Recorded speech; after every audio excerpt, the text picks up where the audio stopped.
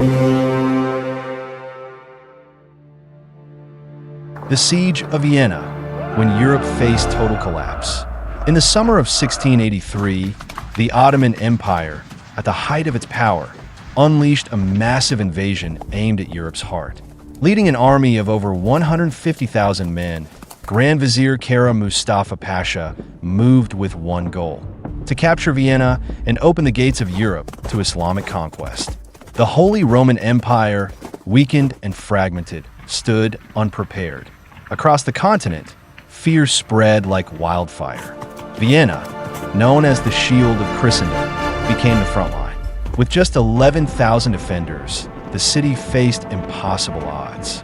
The walls would be tested by weeks of bombardment, tunneling, and starvation. Outside the city, desperate envoys rode through the night, pleading for help. If Vienna fell, there would be nothing to stop the Ottoman advance toward Rome and beyond.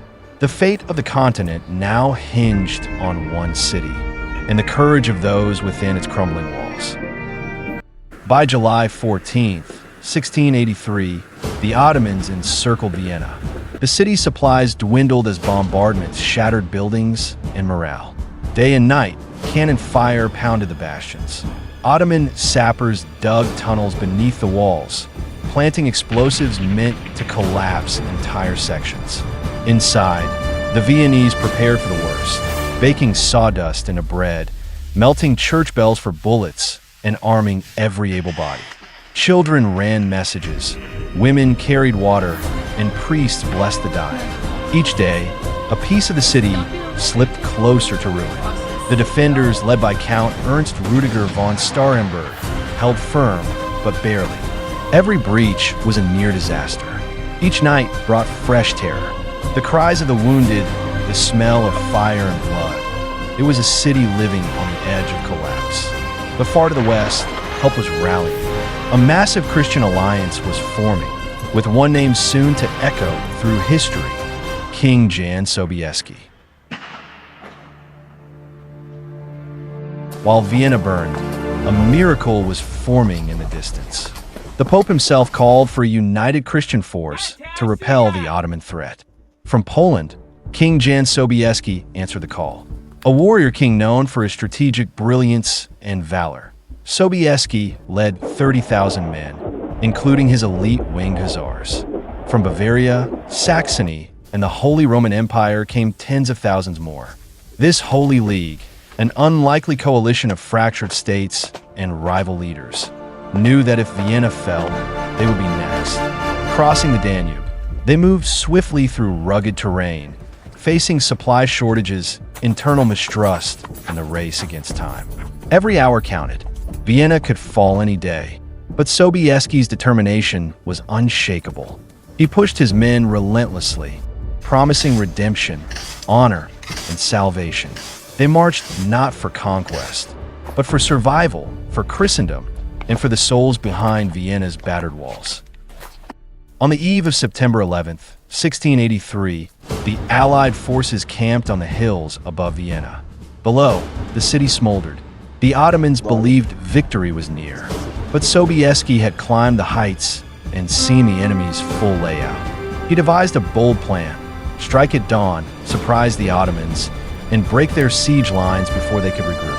His strategy required perfect timing, coordination, and unflinching courage. In the darkness, soldiers whispered prayers, kissed family tokens, and prepared for death. Hussars polished their wings, knowing the next charge might be their last. Priests moved from tent to tent offering blessings. No one slept. In the Ottoman camp, confidence bordered on arrogance. Kara Mustafa had underestimated the West's ability to unite. That would prove his fatal mistake. As the final stars faded from the sky, Europe's greatest gamble was about to be played. At dawn on September 12, 1683, the hills of Kahlenberg roared to life. Allied cannons opened fire, and infantry surged down the slopes into Ottoman trenches. The Ottomans, caught off guard, scrambled to regroup. Fierce hand-to-hand combat erupted across the ridges. Polish infantry advanced through smoke and chaos while German and Austrian troops flanked the Ottoman rear. Kara Mustafa's massive force was stretched thin. Panic spread, but the Ottomans still held strong, until the earth itself seemed to thunder. Over 3,000 winged hussars, led by Sobieski himself, charged downhill. Their wings screamed through the wind like divine vengeance. They smashed through Ottoman lines like a tidal wave. The shock was overwhelming. Within hours, the siege collapsed. Ottoman troops fled in chaos. Vienna was saved. Europe was saved, and the charge of the winged hussars became legend.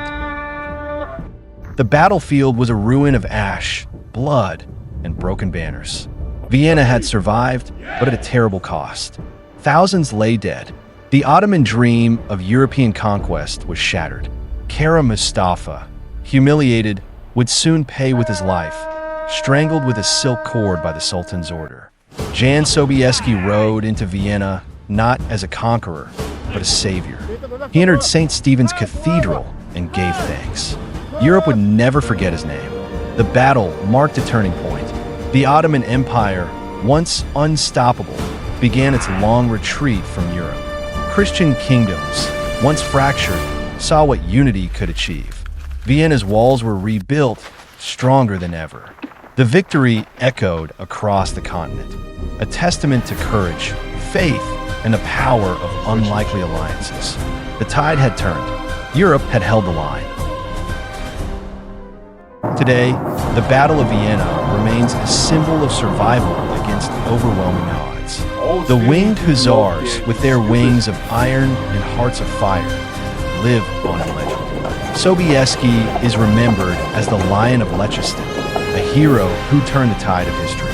The city of Vienna stands as a thriving heart of Europe, its survival shaped by one brutal, glorious day in 1683. Historians debate the clash of civilizations, but all agree, had Vienna fallen, the world as we know it would be unrecognizable. This was more than a military victory. It was a cultural reckoning, a spiritual stand, a declaration that even in darkness, unity can spark salvation. The siege of Vienna was not the end. It was the rebirth of a continent. If this story moved you, subscribe to Timeless Legend and discover the battles that shaped our world.